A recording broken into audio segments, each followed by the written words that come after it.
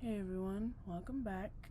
So, in today's episode, we're going to be talking about redlining.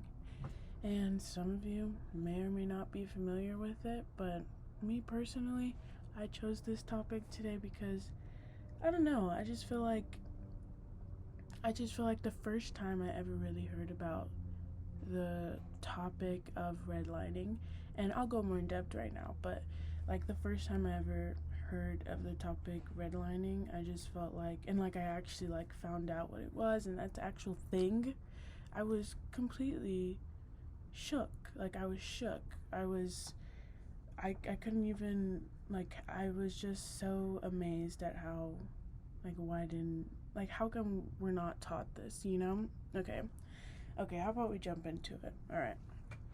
So, we're going to be talking about redlining in more urban cities like, Los Angeles and in different parts of, like, Atlanta and stuff like that.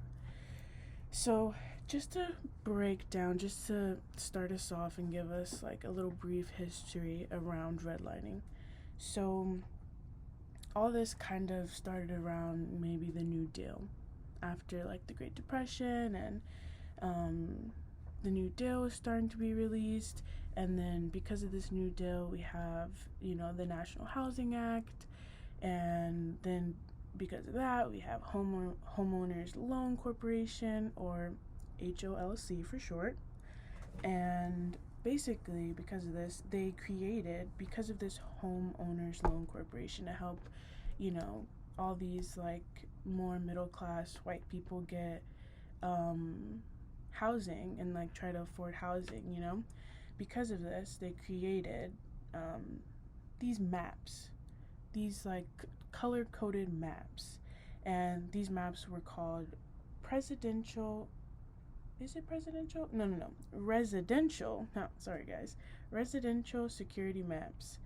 And this was basically how redlining, this is where redlining comes from. These maps, these like, I don't know. And so basically these different color coded maps of these different urban cities, they basically,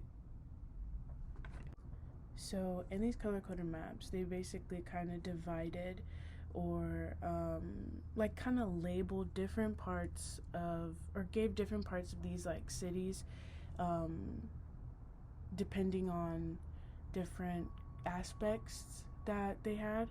So, for example, I'm gonna go into the different like colors and what they meant on this map. So, the different colors that were supported on this redlining map are green, blue, yellow, and red. So, green, of course, it means more like the best people to live with, and these are mostly like business people, businessmen, white men, like mostly, it's like it's supposed to mean like a good area for you to, if you want to move in and live somewhere really nice, I guess. And then blue, that'd be like, a step under. So blue is like good people. And these would mean like white collar. So people who have more white collar jobs. And in this blue area, so blue and green were more desirable because it has like, best people, good people. And then now moving on to yellow. Yellow meant like declining with working class, or working class. So yellow was more working class people, people with more jobs, maybe like, your income's not that up there. So yellow is a little bit, it's getting there. And then the last but not least, we have red.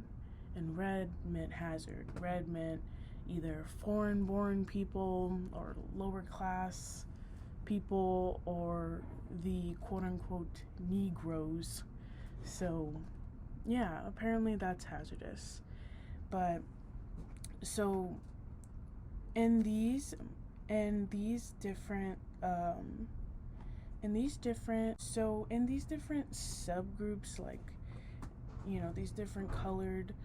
um these different colored redlining terms. So in the red one, remember how I talked about how it means like hazard and whatever. So in these red ones, mostly black and brown people literally occupied these spaces. So it was like, so at the end of the day, they just kind of put that because, well, racism. They're racist. And that's just how it was back in the day. So, I'm not surprised, and neither should anybody else, because, racism was alive and well back then, and it is now too, but okay, that's a whole nother story. Okay, I'm going off topic there. Okay. But so just again, so black and brown people mostly occupied the spaces in the red. And there have been there's a lot of studies showing that, these people who lived in the red line areas weren't even more likely to these people who lived in these red line areas, they were not necessarily more likely to not pay their mortgage or not have money to pay their mortgage, but because of this whole redlining thing, it made it basically difficult, almost nearly impossible to even buy or try to even refinance, with house, because of this whole redlining thing. Because these, if you were, let's say a person of color, a black person in this time, they happen to live in the red areas. And, again, that doesn't necessarily mean that you are a hazard or, you can't necessarily afford things. But let's say you went to the bank and you wanted to get a loan, because you wanted to buy a house, and, you have a significant other and you want to buy a house, and you guys try to go to, you see, that, oh yeah, the new deal, well, they probably don't know it's the new deal, but you see, okay, they have these, the National Housing Act, Homeowners Loan Corporation, maybe they'll help me out. But they're going to take one look. If you're in those red areas, they're going to take one look and they're going to judge you, basically. They're going to be like, I don't know. You see this? You're in the red. So this would kind of stop people from being able to even get these loans, to even move out, to even better themselves, basically. It was just basically they set us up for failure. That's all that was. But so my next point that we're going to be talking about in redlining is, so I'm just going to touch bases on kind of why this is a little bit how this got the way it did. So kind of all this was happening because of these red line spaces. Landlords, they were basically leaving their properties because people of color, black people, were trying to move into their spaces, and city services buses and different resources became unreliable and unattainable for people of color to use because people didn't want to service them, unfortunately. And crime increased, and when crime increases, property value drops. And while this is all happening, white people are, of course, they're not gonna stay there because apparently, I don't know, they didn't want to stay, but they didn't want to stay there, so what do? They go and they all move to the suburbs.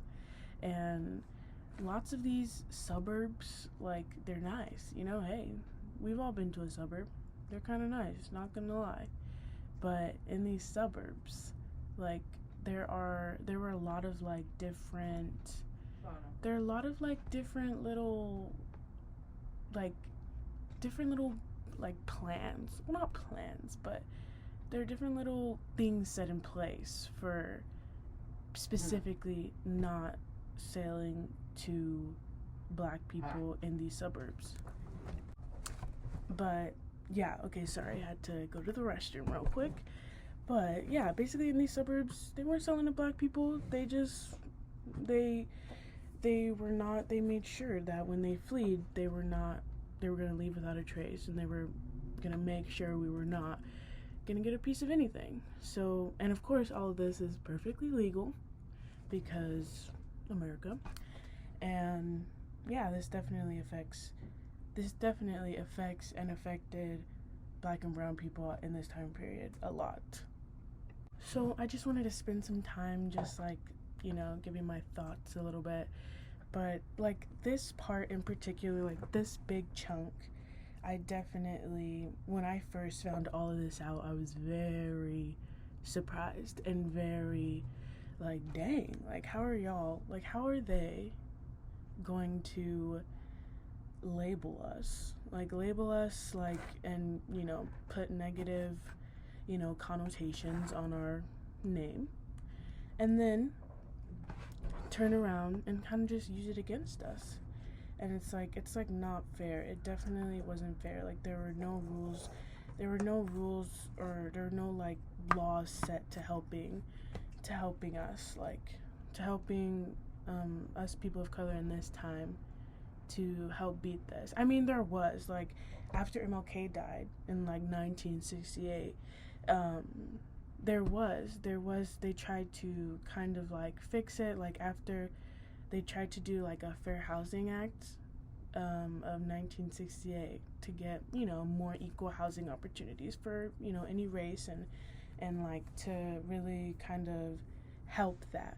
But at the end of the day, the thought was there, but it wasn't properly executed, unfortunately, because still, like, this was already occurring, so what is done, and it was rarely enforced. Like, no one was really enforcing this fair housing. So it's like they're literally just saying that they're doing it, and they weren't, and that's literally the worst. I don't know. I'm just thinking about this gets me so angry.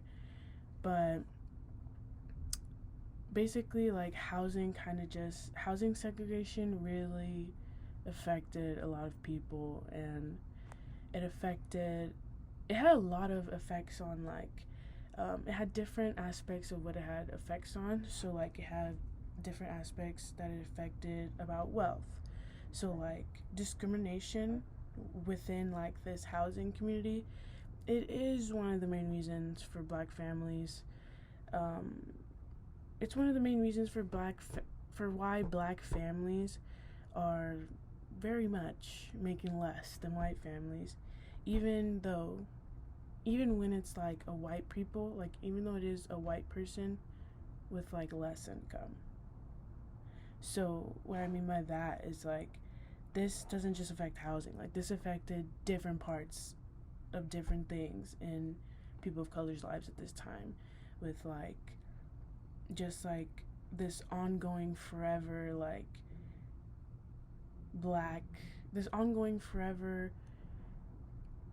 what are the words I'm trying to say? This ongoing, like, forever thing of Black people kind of just not being able to afford a lot. And then, even, like, with this whole thing going on, there was still, like, 30 years. Oh, wait. Let me double check that real quick. I'll be right back, guys. Hey, y'all. Sorry I'm back. I just had to get me a little refreshment. But, so back to what I was saying. So I was just talking about how, like, even for, like for 30 years after that, like, 98%, I think it was 98% of, like, loans, of these, like, loans that were supposed to be promised were given to white borrowers. Like, they were given to, like, almost only, like, 98% of that was given to only white people. Like, that's it. While these Black neighborhoods are being redlined. And this is still happening today. Like, it is still very much harder for a Black person to get a mortgage or a home loan than a white person. And I just think that's still crazy that this thing that was meant to purposely discriminate people of color, Black and brown people of color, it's still going on, just like many things. And I know that's like, it just adds on to the list of things, but like, that's so crazy. Like, I don't know. It kind of makes me sad as like a person of color, especially a Black person, like that this discrimination is like, it's not too alive and well, but it is alive and well, you know? She's not kicking as much, but she's still there trying to kick, you know? Like, it's just crazy that, and the fact that, like, they don't even try to acknowledge it. They don't even try to, like, teach this in schools. Like, I've never once heard this. Never once have I heard this in my years of middle school, in my years of high school. I only barely heard of this maybe my freshman year of college. And I'm a junior right now. So I just find this all so, I don't know. And the fact that even this whole redlining thing affected schools. It affected, because, okay, I remember I saw in this video, and he talked about it like this, about how basically, if you think about it, it's like, the better the school is, so like, let's say like there's a good school, right? And the better the school is in, like, you know, neighborhood or whatever, the more kind of desirable those homes are around it. And the more desirable those homes are, that basically makes the value more. And and the people who are going into these homes, you know, are white people, so they're of course going to want these homes by these nice schools for their children, and they can afford it. And their property taxes, you know, because property taxes pay for public schools, so their property taxes are paying for these nice schools by them. So of course these schools are going to have, you know, more resources. They're gonna just overall better than, you know, other schools. But then if you think about it on the flip side, like, these red line places, these houses are like, you know, they're in the red. They're red or yellow or whatever, like, they're bad, or quote unquote bad. And so that's like the complete opposite. Like, these schools in these areas are most likely having less resources than these public schools in these quote unquote good green lining areas, because, like, you know, they can't really, either way, like, people of color at this time are not getting no type of money like that, so no one's getting the proper resources that they deserve. And that's already like setting, you know, kids up for failure, and black people. And I just still think that's so crazy. And that literally carries on, like, till now in 2020. And not only does it affect schools, it affects health, where especially how, you know, how I was talking about how in these places, like, in these kind of like more cheaper homes, like, they are usually more located. Studies have shown that they're more located by like more industrial plants with like these toxic fumes spitting out of it. And then, you know, they're more far away from the grocery stores. They're closer to liquor stores. There's liquor stores on every street. Why is that? You don't see that in Beverly Hills. And then what else? More likely to live far from a grocery store. Your water isn't always drinkable. A lot of these homes, like, you know, they're cheaply made, so they have these toxic paint. They have, you know, lead most of the time, roaches. That's not safe for children. Yet a lot of black children lived this way for years, you know, and that affects everything. And even then they're saying that there's a data saying that people of color have more experiences with different health problems related to like lead, that they're more likely to have problems due to like to lead and asthma because of these living situations. So it literally affects us in the long run. And then the next category I would be talking about is policing. So since these neighborhoods are segregated, and like they're basically like, these police are kind of called spatially profiling. So because let's say if you're in these redlining areas, there's already an assumption that it is bad and that it's crime filled. Sometimes that's correct, and maybe sometimes, you know, it's not always correct, but of course I feel like these white people and the police at the time have a very over-exaggerant thought of it. But because, you know, they just didn't like black people and they thought of us as barbarians or whatever and just whatever. So of course, like, they're not going to think anything of us. But because if you lived in this redlining type, like if you lived in this redlining area, you're more likely to get stopped by the police.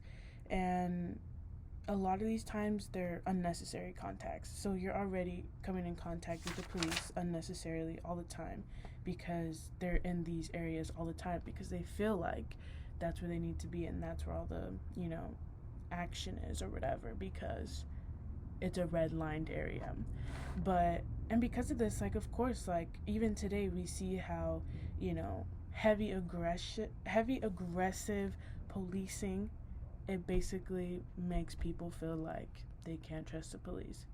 And that's factual. It makes sense. Like, if I'm pretty sure if these police were doing this in these white neighborhoods, heavily policing and being very aggressive, I'm sure these white people feel the same way. Like, if everything was flipped, I just wish white people could just, like, the roles were reversed, I mean, I don't want them to go through what we went through, like, that's bad, but I don't know, I wish they could just see, or just people in general could just kind of, like, see, like, this is hard. It's not a matter of, like it really isn't a matter of, I just lost my train of thought. 1 second. Oh, okay, I remember, guys. This is my last point. So what I kind of wanted to end on was that it's really not a matter of, like, people always like to assume, black people couldn't make it to the top, or not top, but black people couldn't, people kind of always assume that black people couldn't, like, they're not, productive, and we don't do anything, and they just need to work hard, and it's because they don't work hard. They don't get what they want. They're just lazy, and they just want everything handed to them. But that's not the case. The case is that, like, people are working hard enough. People think we're not working hard enough, but people are working hard, even harder than probably the average Joe. But the thing is, in reality, like, and I lost my train of thought. Hold on. Okay, I found my point again. So basically, I was saying, like, people just assume that we just, are lazy or whatever, and whatever. But in reality, we are working hard, and it's literally just the system is built against us. The system was not made for us. The system does not work in our favor, and yet we still have to live within it with no changes. Even today in 2020, yeah, we have minor changes, but again, this system that they kept, it was not built for us, and they still expect us to, continue on and really just live in this system for them. But hopefully, I do have hope in humanity that, we, as technology advances and as we all advance as a race, I hope, we reach a mind advancement that just clicks in a generation's brain of, like, hey, this is not cool. Why are we still doing this? Like, why are we still following these years of, like, this terrible system, this terrible setup? We should change it and really just start the process of changing it, and really just taking a deep dive into, get different scholars and take a deep dive into these topics and really talk about them and share them and not be it as a secret. And I just really hope that's my hope for the future. But yeah, I hope you guys enjoyed today's episode of redlining in urban cities. I don't know what my next one is going to be about yet. I kind of want to do a next one. I kind of like talking to this mic, but it is a little choppy because it's my first one. But yeah, so let me know if you guys want another one, or actually let me know. Tweet at me any different topics, or tweet at me your favorite, something that you learned today, and then tweet at me another topic that you would like to hear me talk about. So yeah, I'll see you guys all on Thursday. Peace.